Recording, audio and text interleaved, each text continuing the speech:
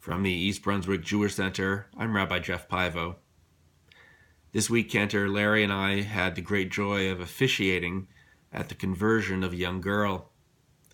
What made this occasion especially touching was the presence of not only her father and her grandparents, but also of her great-grandmother. Watching the 4-year-old talk face-to-face with the 90-something-year-old, we witnessed what can only be thought of as time travel. To see the bubby from Odessa, who still doesn't speak English, who grew up in the 1930s, talking to her descendant, who will grow up in the 2020s, was miraculous. That same kind of connection between past and present occurs at the end of Parshat Vayechi this week. The now aged Joseph lives to the age of 110, long enough to see his children's grandchildren born. By one accounting, those great-grandchildren are of the same generation as Moses. They will grow up in slavery and then, in old age, live to see the Exodus and approach the Promised Land.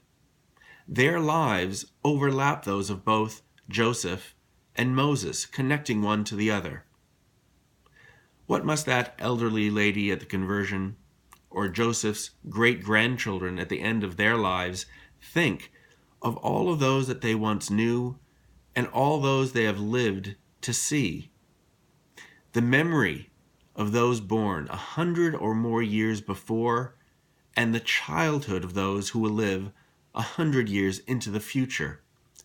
200 or more years of lives past and present, living into the future, tied together by those in the middle who knew both. When the very old and the very young meet, we are reminded of how far we have come as families and as a people. The lived experiences of the older generation are like stories from a history book, yet one in which we know the participants. At the same time, those who are lucky enough to have lived very long lives themselves see their own future come to life. It is at these moments that we understand our role as the bearers of tradition, values, and precious memories that it is now our responsibility to pass on.